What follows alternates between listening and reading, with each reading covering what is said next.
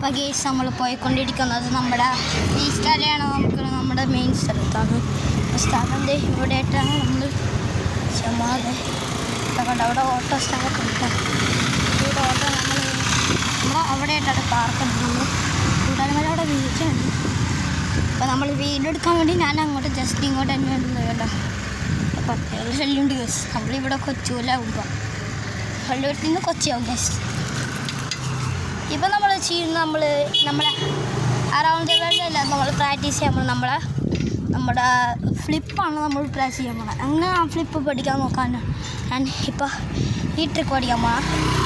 ഇപ്പം നമ്മുടെ പുസ്തകം നമ്മുടെ വേറെ ഇവിടെ പറഞ്ഞു വെച്ചേക്കണം.